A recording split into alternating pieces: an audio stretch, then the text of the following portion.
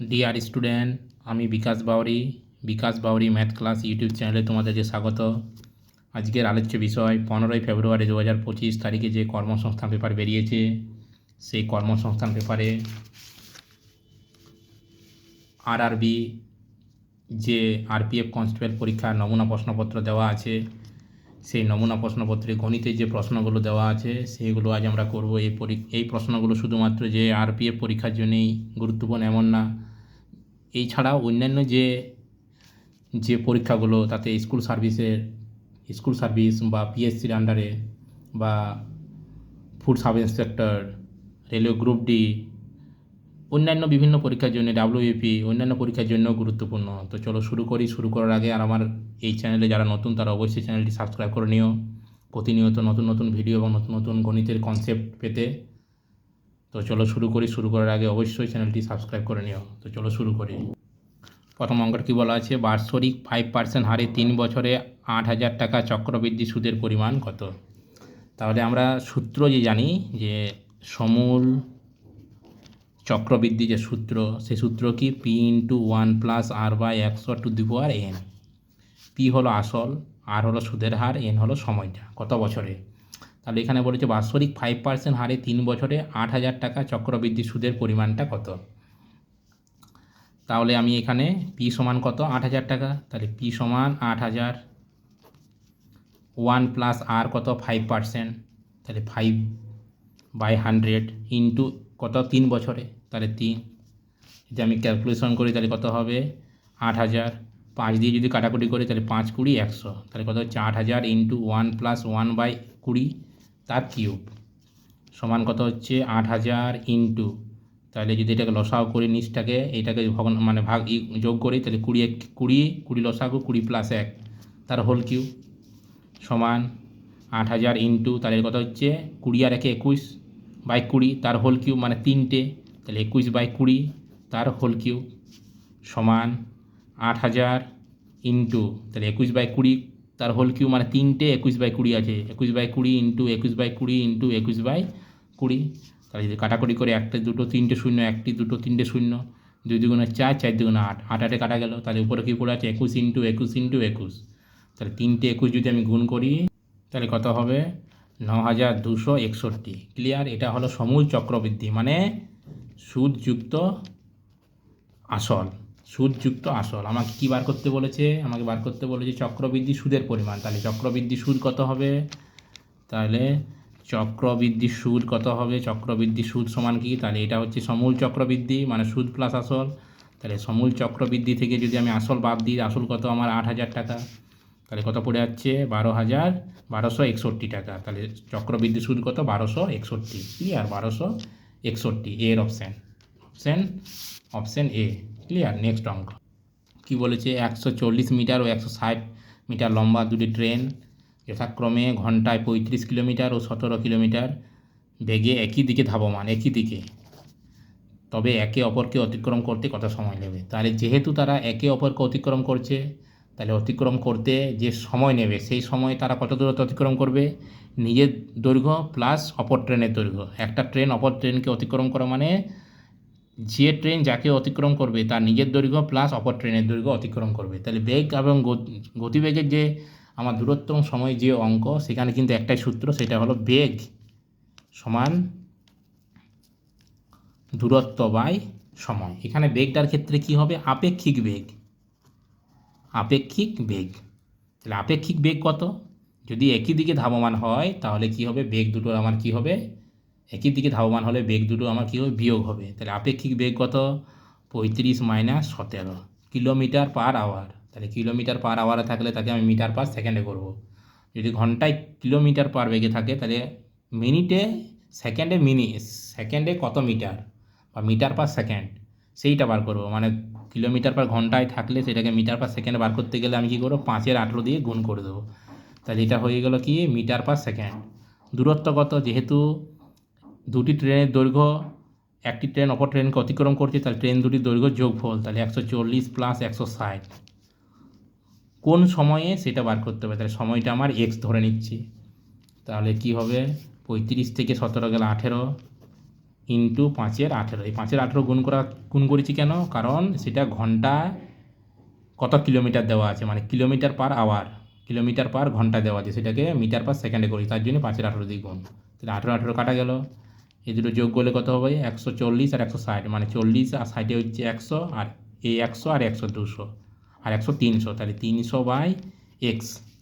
তাহলে কত হচ্ছে? এখানে কি পড়ে আছে? 5, তাহলে 5x সমানে হচ্ছে 300, তাহলে x সমানে হচ্ছে 300/5, মানে 5×30, তাহলে 60 কি?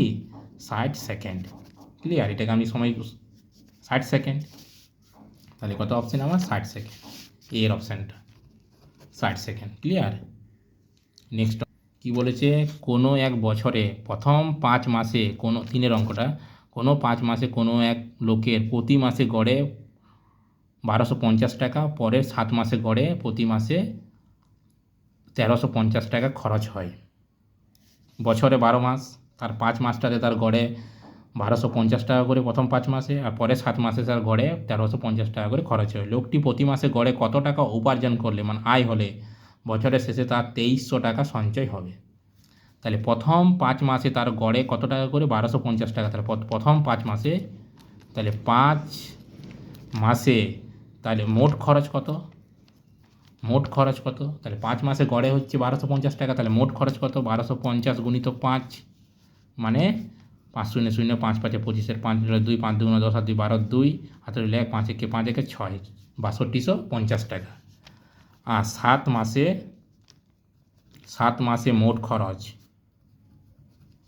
তাহলে 7 গুণিত গড় 1350 টাকা করে, তাহলে 0, 5 7 35, 5 হাতে রইল 3, 3 7 21, আর 3 24, 4 হাতে রইল 2, 7 7 আর 2 9, 9450 টাকা। তাহলে প্রথম 5 মাসে তার মোট খরচ 6250, শেষ 7 মাসে তার মোট খরচ 9450। 7 0 0, 5 7 35, 5 হলো 3, 3 7 21, আর 3 24, 4 হলো 2, 7 7 আর 2 9, এত। তাহলে টোটাল 12 মাসে তাহলে 12 মাসে তার, তাহলে মোট 12 মাসে খরচ কত হচ্ছে?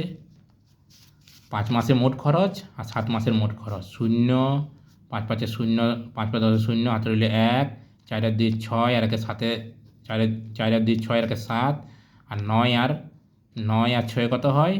15, 9 6 15, মানে 15,700 টাকা। ক্লিয়ার? সঞ্চয় করছে কত টাকা? যদি সঞ্চয় করতে হয় 2300 টাকা, তাহলে সঞ্চয় আরও কত? সঞ্চয় হচ্ছে কত? 2300 টাকা। তাহলে আমরা জানি আয় বা উপার্জন, আয় সমান কি জানি? যত টাকা খরচা করবে আর যত টাকা জমাবে তাদের যোগফল। তাহলে টোটাল আয় কত তাহলে? 0 0 10 0, হাতে রইল 1, 7 আর 1 8, 1 করতে 1, 18,000 টাকা। তাহলে মোট বাৎসরিক, তাহলে বার্ষিক আয় কত? 18,000 টাকা। যদি সে 2300 টাকা প্রতি মাসে সঞ্চয় করতে চায়, তাহলে বছরের শেষে যদি এত টাকা, তাহলে প্রতি মাসে তাকে গড়ে কত টাকা উপার্জন করতে হবে? তাহলে বছরে মাসিক যে খরচগুলো, সেটা হচ্ছে এটা টোটাল খরচ হচ্ছে এটা 15,700 টাকা। সঞ্চয় করে সে বা সঞ্চয় করবে সে 2300 টাকা, তাহলে তাকে আয় করতে হবে কত? খরচ প্লাস আয়, মানে 18,000 টাকা। তাহলে তাকে মাসে কত টাকা অর্জন করতে হবে? তাহলে মাসিক আয় কত হবে বা উপার্জন বা আয়? তাহলে এটা হচ্ছে বাৎসরিক 18,000 টাকা বাই 12, 1 বছর মানে 12 মাস, তাহলে 12 দিয়ে ভাগ করে দেবো বাৎসরিক যে আয়টাকে। তাহলে 12 দিয়ে ভাগ করলে 12 1 12, 6 60, 5 12 60, মানে 1500 টাকা করে।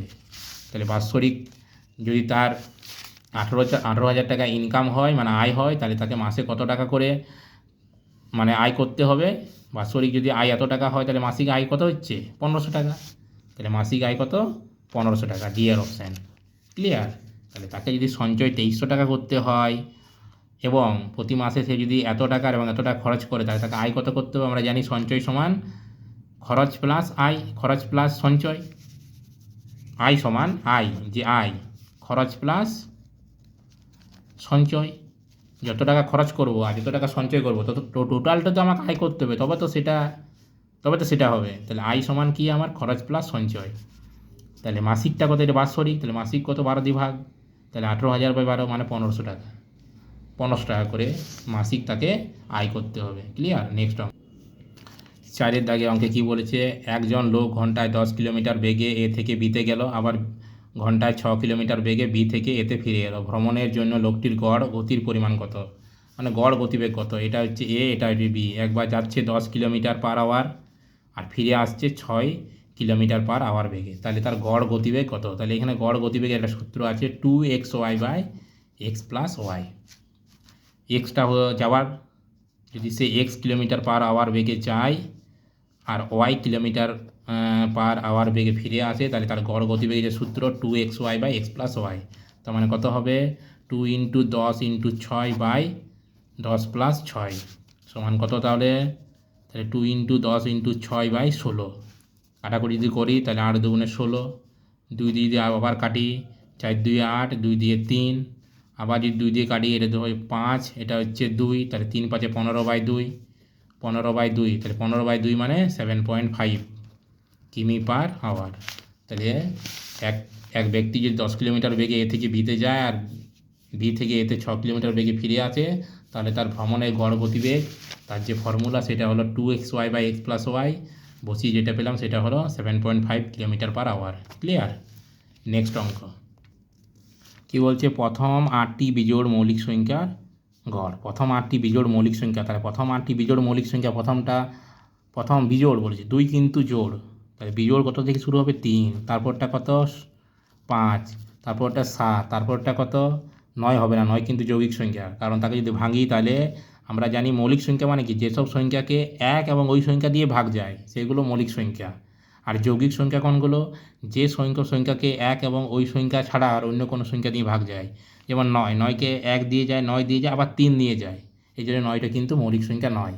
আবার বলেছে বিজোড়, তাহলে 3 5 7 11 13 17 19 1 2 3 4 5 6 7 8 মানে কত?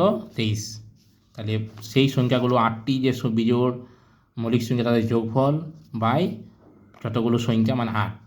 ক্লিয়ার? যদি এটা যোগ করি তাহলে 5 আর 3 8, 8 7 15, 15 আর 1 16, 16 আর 10 26, 26 আর 3 29, 29 আর 10 39, 39 আর 7 46, 46 আর 10 56, 56 আর 9 64, 64 আর 10 74, 74 আর 3 77, 77 আর 77 আর, তাহলে কত বললাম?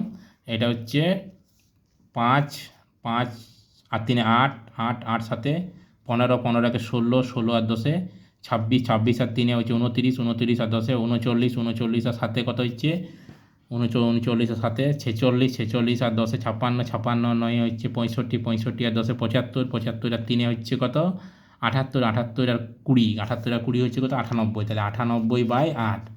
তাহলে যদি এটা ভাগ করি তাহলে 98/8কে 8 একে 8, 1 18, 8 2 16, 2 দশমিক 0, 8 2 16, 4 দশমিক 0, 4 5 20 মানে 12.25। তাহলে 98কে যদি আমি 8 দিয়ে ভাগ করি তাহলে কত হচ্ছে 12.25। এটা তোমরা করতে পারবে। ক্লিয়ার? 12.25। নেক্সট অঙ্ক কি বলেছে 6 দাগের অঙ্কটা, x/y = 2/3। তাহলে অনুপাতকে আমরা ভগ্নাংশের আকারে লিখতে পারি, তাহলে x/y = 2/3। ক্লিয়ার? y/z সমান কত 4/5, তাহলে y/z সমান কত 4/5। আমরা তবে বলেছে কি 5x/3z, মানে যেখানে বলেছে অনুপাতটা মান বার করতে বলেছে সেখানে কিন্তু ওয়াইয়ের কোনো পদ নেই। তাহলে যদি আমি এই দুটো ভগ্নাংশকে গুণ করি, মানে তাহলে বাম পক্ষের সাথে বাম পক্ষে গুণ, ডান পক্ষের সাথে ডান পক্ষে গুণ, তাহলে x/y গুণিত y/z, এটা গুণ করবো আর এটা গুণ করব, তাহলে 2/3 × 4/5, তাহলে y কাটা যাচ্ছে, তাহলে এটা যদি আমি করি তাহলে কত হচ্ছে 4 2 8, 3 5 15, তাহলে x/z সমান 8/15, 8/15, x/z সমান 8/15, মানে আমি এক্সকে যদি আমি 8 ধরি আর জেডকে যদি 15 ধরি, তাহলে অতএব আমার কি বলেছে 5x/3z এর মান, তাহলে 5x মানে এক্সকে যদি আমি 8 ধরি তাহলে 5 8 40 3z, তাহলে জেডকে যদি 15 ধরি তাহলে 3 15 45, তাহলে কত হচ্ছে আমার তাহলে যদি একে আমি লঘিষ্ঠ রূপে প্রকাশ করি তাহলে 5 দিয়ে 5 8 40, 5 দিয়ে 5 নাম 45, তাহলে 8:9। ক্লিয়ার? কিছুই নেই। আমার কি দেওয়া আছে, যেখানে মানটা বার করতে বলেছে সেখানে কিন্তু ওয়াই নেই, সেই জন্য প্রথমে x/y-কে y সমান 3:2:3, তাহলে তাকে ভগ্নাংশ অনুপাতকে ভগ্নাংশ করতে পারি x/y। একই রকম তাহলে এই দুটো ভগ্নাংশকে আমি গুণ করলাম, মানে এই সমীকরণ একটা এই সমীকরণ ভগ্নাংশ যা বলবে, তাহলে ভগ্নাংশের বাম পক্ষের সাথে বাম পক্ষে গুণ, ডান পক্ষের সাথে ডান পক্ষে গুণ, সেখান থেকে আমি x/z পেলাম। x/z সমান 4 দুগুণে 8/15। তাহলে যদি আমি এক্সটাকে যদি 8 ধরি আর জেডটাকে যদি 15 ধরি এবং যে মানটা বার করতে বলেছে সেখানে যদি বসিয়ে দিই 5x/3z, মানে এক্সের জায়গায় যদি 8 বসে তাহলে 5 8 40, 3 × 15, তাহলে 3 15 45, তাহলে 40:45 মানে 8:9। ক্লিয়ার? নেক্সট অঙ্কে কী দেওয়া আছে? 7 অঙ্কে যদি কোনো দুটি সংখ্যা যোগ ফলে 30%, তাহলে দুটি সংখ্যা আমি ধরে নিচ্ছি বড় সংখ্যাটি x আর ছোট সংখ্যাটি y, তাহলে যোগফল কত? x + y। বিয়োগফল কত? x - y। তাহলে প্রশ্নে কি বলেছে? যোগফলের 30%, যোগফলের 30% সমান বিয়োগফলের 40%-এর সমান, তাহলে বিয়োগফল মানে x - y তার 40%। ক্লিয়ার? তাহলে আমার x + y/x - y, এধারে x + y আছে, x - yটাকে এধারে নিয়ে এলাম, তাহলে ভাগে চলে আসবে। এধারে হচ্ছে 40% আর 30% নিয়ে গেলাম এধারে, তাহলে 40% 30% পার্সেন্টেজ কাটা যাবে, তার কী পড়ে থাকবে? 40/30 সমান 4/3। তাহলে আমরা জানি ভগ্নাংশকে অনুপাতের আকারে প্রকাশ করতে পারি, তাহলে x + y = x - y সমানে হচ্ছে 4:3। তাহলে শর্তটা কি? যদি দুটি সংখ্যার যোগফল আর বিয়োগফলের অনুপাত দেওয়া থাকে, তবে সংখ্যাগুলোর যোগফল আর বিয়োগফলের অনুপাত, সংখ্যাগুলোর অনুপাত নয়, এটা যোগফল আর বিয়োগফলের অনুপাত যদি দেওয়া থাকে, তবে সংখ্যা দুটির অনুপাত কত হবে? তবে বড় সংখ্যা ইস্টু ছোট সংখ্যার যে অনুপাত, সেই অনুপাতটা কত হবে? বড় সংখ্যার অনুপাত হবে কি? অনুপাতের পদ দুটোর যোগফল ইস্টু ছোট সংখ্যাটা কী হবে? অনুপাতের পদ দুটোর বিয়োগফল, মানে 4 আর 3 7:4 - 1, মানে 4 - 3 মানে 1, 7:1। ক্লিয়ার? তাহলে প্রথমে এখান থেকে আমি সংখ্যা দুটির যোগফল এবং বিয়োগফলের অনুপাত পেয়ে গেলাম। তাহলে সংখ্যা দুটির যোগফল আর বিয়োগফলের অনুপাত যদি দেওয়া থাকে, তবে সংখ্যা দুটির অনুপাত মানে বড় সংখ্যা ইস্টু ছোট সংখ্যা যে অনুপাত হবে সেটা কি হবে? অনুপাতের যে পদ তাদের যোগফল ইস্টু অনুপাতের বড় সংখ্যাটা হবে অনুপাতের পদ দুটোর যোগফল, আর ছোট সংখ্যাটা হবে অনুপাতের পদ দুটোর বিয়োগফল। তাহলে যোগ করে 4 আর 3 7, বিয়োগ করে 4 - 3 মানে 1, 7:1। ক্লিয়ার? নেক্সট অঙ্ক কি বলেছে? পুত্র পিতার বয়সের অনুপাত। আমি ধরে নিচ্ছি পুত্রটা হচ্ছে অনুপাত হচ্ছে 1:4, তাহলে পুত্রটা হচ্ছে x আর পিতা হচ্ছে 4x। 9 বছর পরে কত হবে? পুত্রটা হবে x + 9, পিতাটা হবে 4x + 9। এই যে অনুপাত 9 বছর পরে যে অনুপাত, সেই অনুপাতটা কত? 2:5। তাহলে কত? x + 9 অনুপাত 4x + 9 সমানে কত? 2:5। ক্লিয়ার? তাহলে অনুপাতকে ভগ্নাংশের আকারে, তাহলে x + 9/4x + 9 সমান 2/5। এবারে আড়াআড়ি গুণ করব, যদি গুণ করি তাহলে 4 দুগুণে 8x, 4 দুগুণে 8, 8x, 9 দুগুণে 18, 5x + 5 নাম 45। তাহলে 8x - 5x, এক্সগুলোকে একদিকে নিয়ে যাচ্ছি, সংখ্যাগুলোকে একদিকে, 45 - 18, তাহলে 8x থেকে 5x মানে 3x সমানই হচ্ছে 45 থেকে 18 মানে কত? 8 কতই 15, 7 হাতে রইল 1, 2 2 2 কতই 4, 2 মানে 27। তাহলে x সমান কত? 27/3, 3 নাম 27। এক্সের মান কত? 9। প্রশ্নে কি বলেছে আমার? পুত্রের বর্তমান বয়স কত? তাহলে পুত্রের বর্তমান বয়স x মানে এক্সের মান কত বেরোলো? 9। তাহলে পুত্রের বর্তমান বয়স কত? 9। পুত্রের বর্তমান বয়স হচ্ছে 9, x তো ধরেছি আমি পুত্রের বয়স, তাহলে পুত্রের বর্তমান বয়স হচ্ছে 9। ক্লিয়ার? নেক্সট অঙ্ক কি বলছে? 9-এর অঙ্কটাতে কিছু টাকা ব্যাংকে সরল সুদে রাখা হয়, যা 4 বছরে সুদে আসলে 1240 টাকা হলো ও 10 বছরে সুদে আসলে 1600 টাকা হলো। তাহলে আসল কত? খুব সহজ অঙ্ক। তাহলে 10 বছরে সুদযুক্ত আসল হচ্ছে কত? 1600 টাকা। ক্লিয়ার? আর 4 বছরে সুদযুক্ত আসল হয়েছে কত? 1240 টাকা। তাহলে এই যে 4 থেকে 10 মানে 6 বছরে সে শুধুমাত্র কী পেয়েছে? সুদই পেয়েছে। আসল তো যত থাকে সেটাই আছে, শুধু সুদ পেয়েছে। তাহলে এই 6 বছরে, তাহলে 6 বছরে সুদ তাহলে কত পেয়েছে? 6 বছরে সুদ কত পেয়েছে? 1600 থেকে 1240 বিয়োগ, তাহলে 0 0 4 কতই 10, 6 হাতে রইল 1, 3 কতই 6, 3 তাহলে 360 টাকা। তাহলে 4 বছরে তার হচ্ছে 1240 টাকা, আর 10 বছরে হচ্ছে 1600 টাকা। তার মানে 1240 থেকে 600 যে 1600 টাকা হয়েছে, এই যে 360 টাকা এক্সট্রা পেয়েছে, এটা কি 6 বছরে সে সুদ পেয়েছে। 6 বছর, 4 বছর থেকে যে 10 বছর হতে যে 6 বছর লাগে, সেই 6 বছরে সে কি 360 টাকাটা কি সুদ পেয়েছে। তাহলে 6 বছরে সুদ 360 টাকা, তাহলে 1 বছরের সুদ হচ্ছে 360/6, মানে 6 × 36 মানে 60 টাকা। ক্লিয়ার? তাহলে আমার 4 বছরে সুদ কত? 1 বছরের সুদ 60 টাকা, 4 বছরের সুদ কত? 60 × 4 মানে 240 টাকা। 4 × 24 240 টাকা। 4 বছরে তার সুদে আসলে কত হচ্ছে? 1240 টাকা। আর 4 বছরের সুদ কত হচ্ছে? 240 টাকা। তাহলে আসল কত? তাহলে 1240 মাইনাস 240, তাহলে কত হচ্ছে? 1000 টাকা। তাহলে 1000 টাকা হলো আসল। বোঝা গেল না? আবার বলে দিচ্ছি, তার 4 বছরে হয়েছে, ব্যাংকে কিছু টাকা জমা রাখার পরে সে 4 বছরে হয়েছে তার সুদে আসলে 1240 টাকা। 10 বছর হচ্ছে 1600 টাকা। তাহলে 4 থেকে যে 10, এই যে 6 বছরে সে ব্যাংক তাকে তো সুদ দিই শুধুমাত্র। তাহলে 6 বছরে সে সুদ কত পেয়েছে? 360 টাকা। 1 বছরের সুদ কত? 60 টাকা। 360/6 মানে 60 টাকা। 4 বছরের সুদ কত? তাহলে 60 × 4 মানে 4 × 24 240 টাকা। তার 4 বছরে তার সুদে আসলে কত টাকা হয়েছে? 1240 টাকা। তাহলে 1240-এর মধ্যে 240 টাকা তার সুদ, তাহলে আসলটা কত? 1000 টাকা। ক্লিয়ার?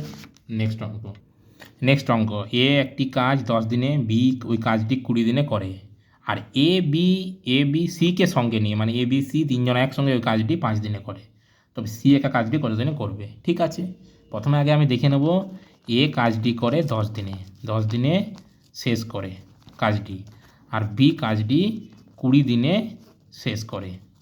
ক্লিয়ার? তাহলে এ বি কাজটি কত দিনে একসাথে যদি হয়, একসাথে এ বি কাজটি কত দিনে শেষ করবে, তার যে ফর্মুলা আছে আমরা জানি, 10 × 20/10 + 20। এ একটি কাজ যদি 20 দিনে করে, বি একা যদি কাজটি সে 20 দিনে শেষ করে, তাহলে এ বি কত দিনে কাজটি শেষ করবে?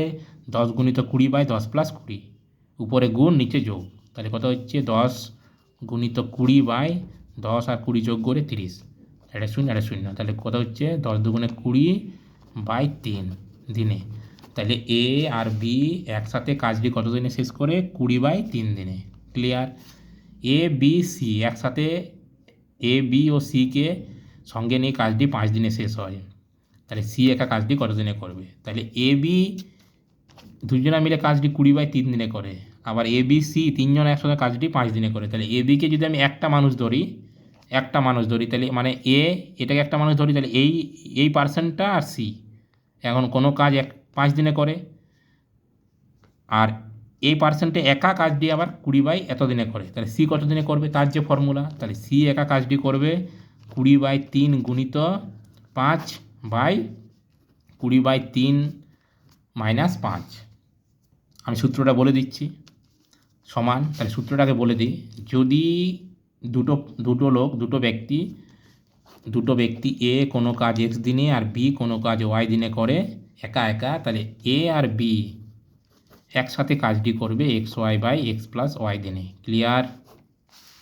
আবার এ প্লাস বি, এটা একটা সূত্র, এ প্লাস বি কোনো একটা কাজ x দিনে করে আর বি একা কাজটি y দিনে করে, তবে এ কাজটি কত দিনে করবে? এ বি মিলে কোনো একটা কাজ x দিনে করে আর বি একা কাজটি y দিনে করে, তাহলে এ একা কাজটি কত দিনে করবে? xy/ তখন হবে x - y। ক্লিয়ার? xy/x মানে দুজনাকার যদি কাজের একসাথে যে পরিমাণটা দেওয়া থাকে আর একজনাকার দেওয়া থাকে, তাহলে অপরজনের যে কাজের পরিমাণ, মানে কাজটা করতে কতটা সময় লাগবে, তার যে ফর্মুলা সেটা হলো দুজনার কাজের যে সময় আর একক কাজের যে সময় একজনাকার সেটা গুণ করে নিচে তাদের যে সময়গুলো সেটা বিয়োগ। তাহলে যদি এটা ক্যালকুলেশন করি তাহলে 20/3 গুণিত 5 বাই এটা যদি আমি নিচটাকে লসা করি তাহলে 3 লসাগু 20 মাইনাস 15, 3 করতে 3, 3 5 15, 20 মাইনাস, তাহলে কত হচ্ছে 20/3 গুণিত 15 বাই 20 থেকে 15 গেলে 5, 5/3, তাহলে কত হচ্ছে সমান 20/3 গুণিত 5 গুণিত এই ভগ্নাংশ, তাহলে এটা লবড হর হরটা লব 5 3 5, তাহলে 3 3 কাটা যাচ্ছে, 5 5 5 কাটা যাচ্ছে, এটা কত হচ্ছে 20 দিনে। তাহলে সি একা কাজটি কত দিনে করতে পারবে 20 দিনে। ফর্মুলা কিন্তু এই দুটো, এ যদি কোনো একটা কাজ এক্স দিনে, বি যদি কোনো একটা কাজ একা ওয়াই দিনে করে, তাহলে এ বি একসাথে কোনো একটা কাজ করতে পারবে এক্স ওয়াই বাই ওয়াই দিনে, এটা একটা সূত্র। আবার 2 নম্বর সূত্র কি, এ আর বি একসাথে কোনো যদি একটা কাজ এক্স দিনে করে আর বি যদি একা কোনো একটা কাজ ওয়াই দিনে করে, তবে এ ওই কাজটি একা কত দিনে করতে পারে, তার যে formula x y by x minus y. Clear? সেটাই কিন্তু এখানে ফর্মুলা লাগিয়েছি। প্রথমে কি এ বি কত দিনে করে সেটা বের করে নিয়েছি, এরপর এ বি আর সি করে 5 দিনে, তাহলে সি একা কত দিনে করবে, তাহলে এ বি সি এর মধ্যে এ বিরটা জানি, C R A B C এর মধ্যে এ বি এরটা জানি, আর সিটা হলো এ বি সি এর 3 জনের, তাহলে সি এরটা কী করবো, এ আর বি এর এ বি সি এর 3 জনাকার যেটা সেটা গুণ, মানে এ বি আর সি এর এটা গুণ, আর তাদের যে সিটা এটা হলো 5, 5টা কি এ বি সি 3 জনের মিলে, আর এটা কি এ বির, তাহলে এ থেকে এটা বিয়োগ, এই যে ফর্মুলা। ক্লিয়ার? নেক্সট অঙ্ক, তাহলে নেক্সট যে অঙ্কগুলো আছে সেগুলো কিন্তু আমরা পরের ক্লাসে করব। ক্লিয়ার? যদি কোনো বুঝতে অসুবিধা থাকে অবশ্যই তোমরা কমেন্ট সেকশনে জানাও। থ্যাংক ইউ, ধন্যবাদ।